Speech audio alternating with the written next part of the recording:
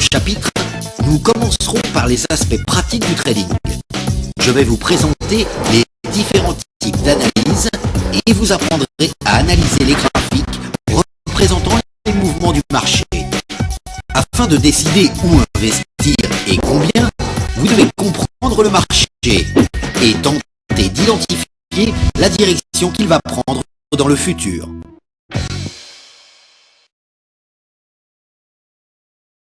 Il existe deux types principaux d'analyse de marché.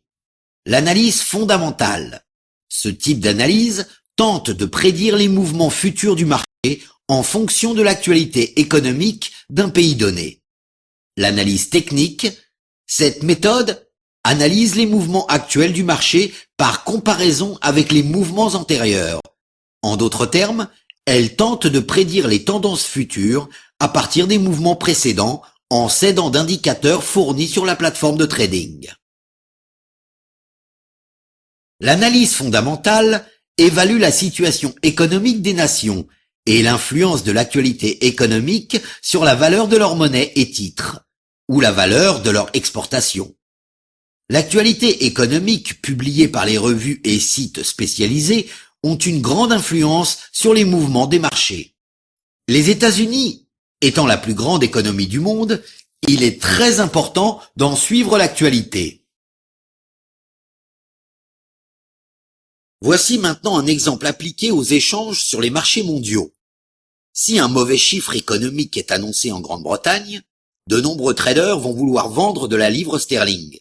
Autrement dit, l'offre en livre sterling va augmenter, provoquant une baisse de sa valeur monétaire, donc une valeur de la livre sterling en baisse.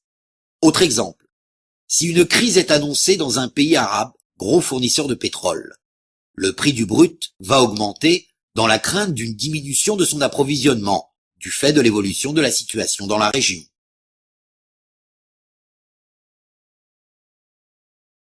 L'offre et la demande constituent le socle de l'économie. Pour bien comprendre ce principe, il faut se souvenir que lorsque la demande pour un actif augmente, ou quand son offre diminue, le prix de l'actif augmente et vice-versa. Ce principe est illustré par l'exemple suivant. Imaginons qu'un fermier a 5 clients réguliers. Chaque jour, ses poules pondent 10 œufs. Un jour, les poules ne pondent que 5 œufs, et il y a toujours le même nombre de clients qui veulent acheter des œufs. Il n'y a donc pas assez d'œufs pour tout le monde. Les clients sont alors prêts à payer plus cher pour chaque œuf, ce qui entraîne une augmentation du prix unitaire. En d'autres termes, l'offre diminue. Mais la demande ne diminue pas, ce qui a pour résultat d'augmenter la valeur des œufs. Raisonnons maintenant en sens inverse. Disons qu'un jour, les poules décident de pondre 15 œufs. L'offre cette fois augmente, mais la demande reste la même. Afin de vendre tous ces œufs, le fermier doit en baisser le prix. Autrement dit, l'offre a augmenté, provoquant une baisse de la valeur des œufs. La demande peut également fluctuer. Si un jour les poules pondent 10 œufs, comme à l'accoutumée, mais qu'il y a moins de clients pour les acheter, le fermier risque de se retrouver avec des œufs invendus en fin de journée, ce qui l'incitera à en baisser le prix. L'offre reste donc au même niveau, mais la demande diminue, entraînant avec elle une baisse de la valeur des œufs. L'analyse fondamentale s'appuie sur des données macroéconomiques fournies pour un pays donné ou une devise, dans lesquelles chaque pays ou bloc économique, exemple l'eurozone, publie chaque mois un certain nombre de statistiques particulièrement significatives. Ces informations ont souvent un effet sur la solidité de la monnaie.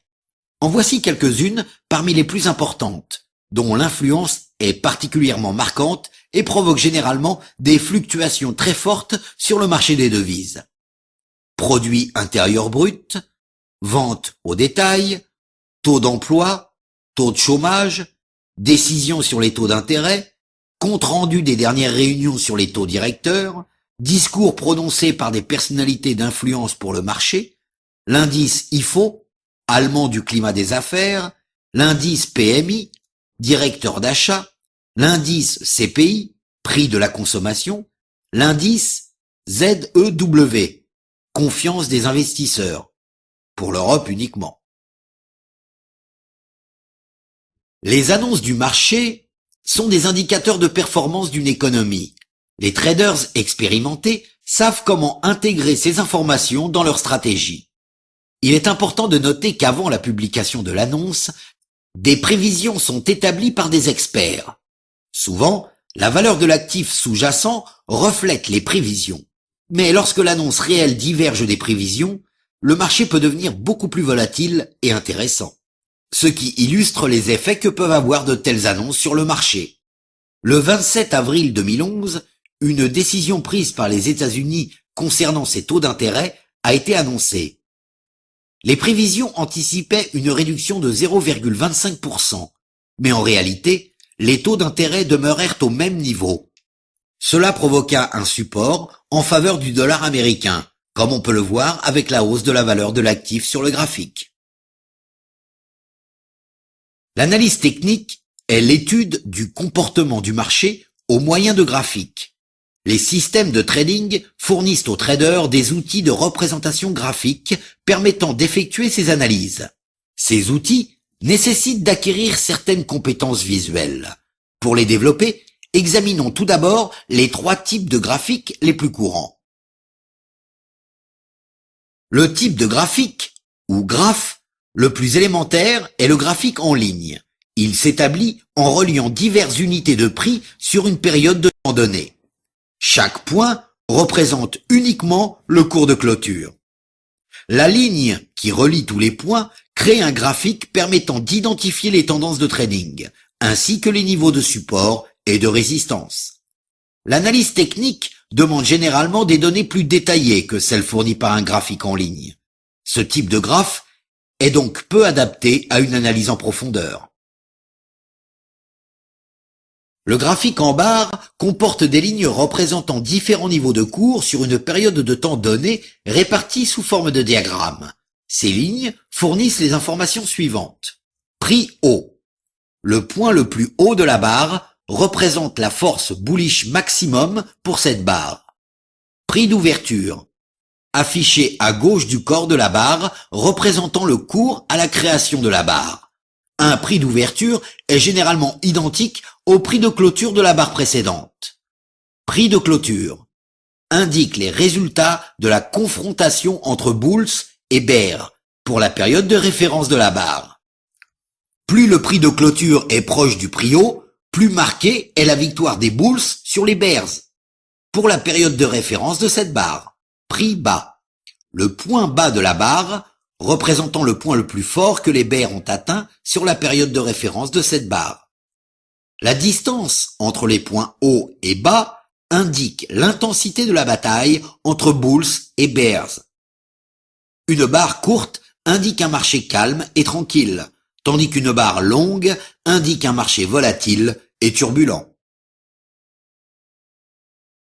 Le graphique en chandelier est similaire au graphique en barre, car il présente également les cours de fermeture et d'ouverture et les points hauts et bas pour chaque barre, mais sous un affichage différent permettant d'identifier les diverses tendances de trading.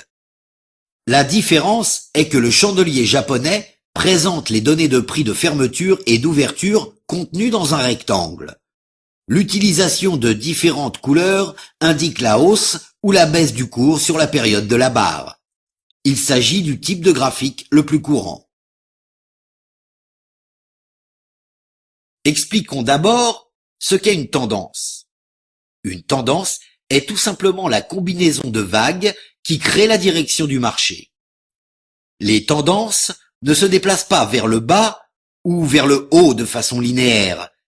Elles se cachent au contraire, entre les lignes du graphique, et nous devons les identifier par nous-mêmes.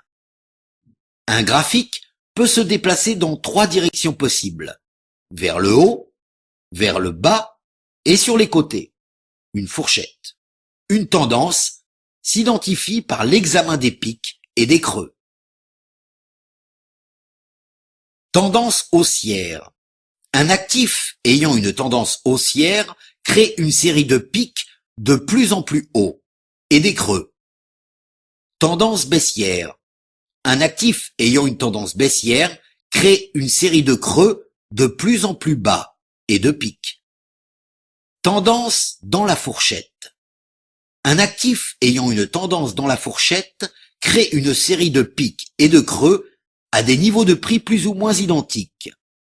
Il est important de se souvenir que, lors de la création d'une ligne de tendance, nous pouvons aussi nous servir de l'inclinaison de la tendance pour en déterminer la force. Plus la pente est raide, plus la tendance est forte.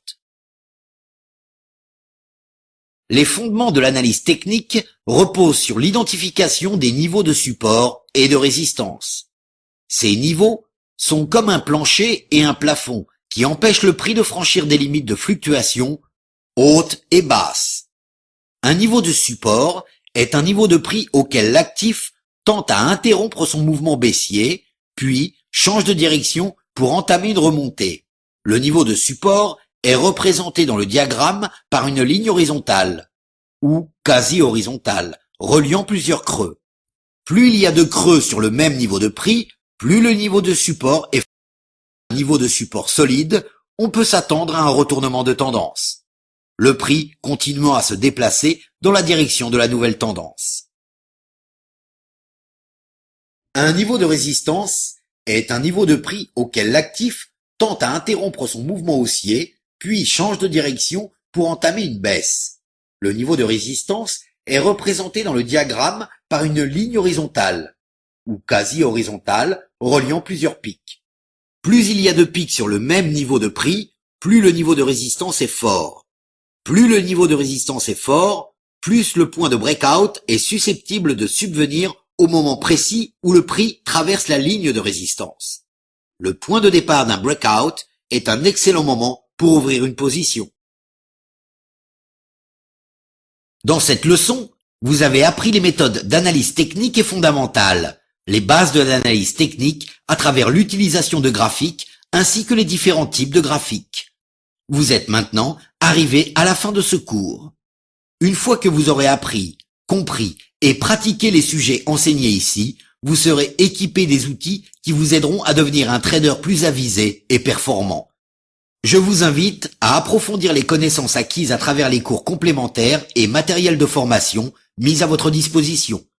Je tiens à vous remercier pour votre participation et vous souhaite le meilleur succès dans vos entreprises, quelle que soit la voie que vous choisirez.